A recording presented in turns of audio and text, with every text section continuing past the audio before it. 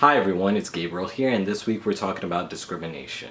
Now, I can't really give that much information on it because I haven't really experienced discrimination in terms of being trans. I've only been discriminated as a male person where people expect me to give them answers or expect me to be the leader, and as opposed to when I was pre-T and perceived as female for like the first 2.5 months, because by the time my voice dropped, I started passing, no questions asked or anything. Although a bit feminine, but I was never misgendered after that.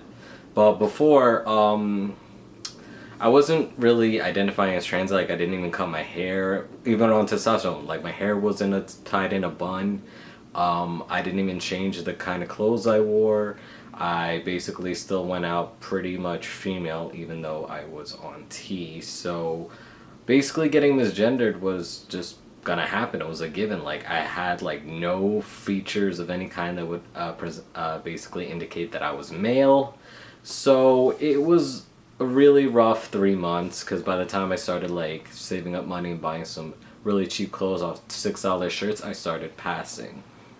So before then, I was basically just being misgendered as female, basically, and until later is when I saw discrimination, where the only times I've even had discrimination was when I went to a store, especially like in my neighborhood. Sometimes, like, depending on how I'm dressed, generally I just tend to dress pretty casual, where I would be wearing just a t-shirt, jeans, shoes, and maybe my snapbacks from New Era.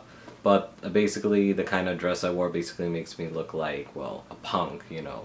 And I also am pretty short, so I'm generally perceived as someone in high school. So when I dress like that, coupled with how I'm perceived as, I get followed around the store because I'm also Latino, which is a minority, and apparently we are associated with being up to no good.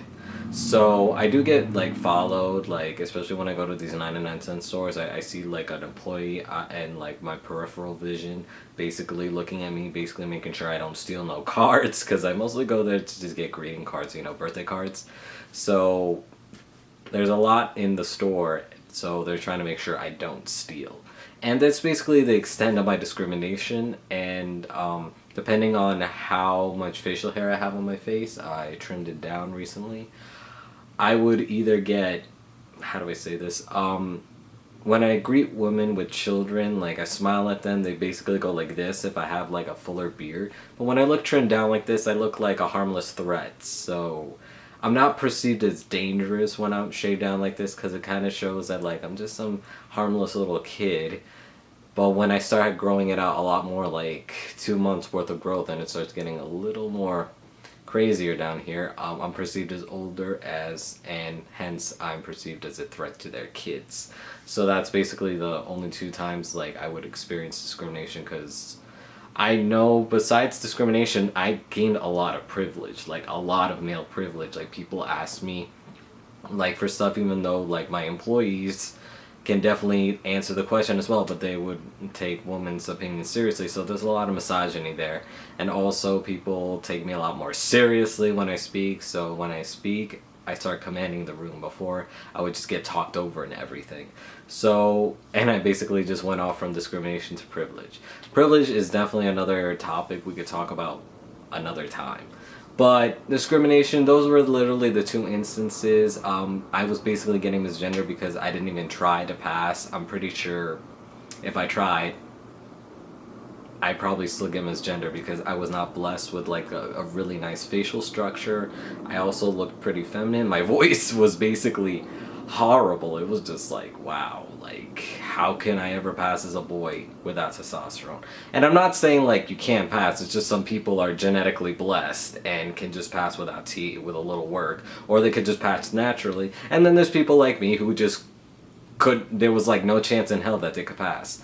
So I'm not like saying like if you don't want to take testosterone, that's fine. It's just I absolutely needed it. Like, oh my god, if you could only see my pictures early on T, or even pre-T, I was just a lost cause.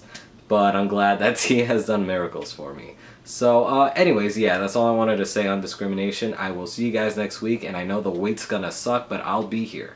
Will you?